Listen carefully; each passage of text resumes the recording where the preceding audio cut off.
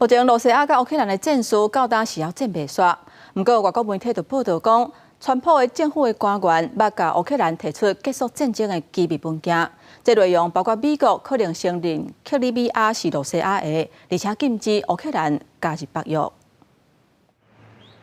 美国总统川普重返北京，就要改完100日，伊伫竞选的时，卖承诺伫就职24点钟之内调停，互俄乌双方停火。也毋过，俄乌战争为2022年2月开始到打战火犹原无停，充满无确定性。日川普搁伫社群平台发文，表示伊希望俄乌双方拢会当伫这礼拜达成和平协议，搁开始甲美国做生意发大财。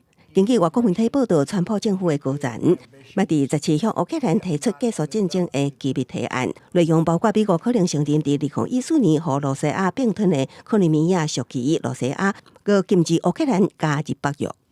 I think we're on a good path because we're tired of what's happening. We've got too many other issues in the world that the United States must be involved in, and this war has gone on way too long. But I think there's an opportunity. 美国的机密文件显示，几乎爱向罗西亚让步，才会当换来战争的结束。当乌克兰真受压力的时阵，美国国务院官员澄清，这只是美国提出的可能选项，并不是只会当接受也是否决的将基会方案。也毋过，华府也讲，因当咧等待基辅的回应。那美欧欧洲3方面会当伫这礼拜的伦敦会议出的一致的立场，都会将内容转交予罗西亚。 另外，罗西亚单方面讲好，过偌济都是20日停火。乌克兰总统泽伦斯基也同意，也毋过，俄乌双方拢在互相指责对方无遵守30点钟的停火协议。泽伦斯基强调，俄军伫迄日发动哇3000把的攻击。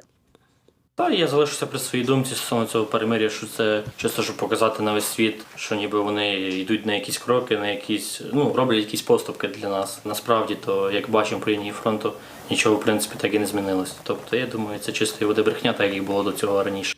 俄乌的过偌济停火协议已经伫台湾时间2日透早5点结束。泽伦斯基随后提议，罗西亚会当停止以无人机甲飞弹攻击乌克兰的民用基础设施至少30日。美国也声明表达，希望过偌济停火会当延长。也毋过，克里姆林宫发言人表示，普廷无下令予停火延长。公司新闻新罗贝编译。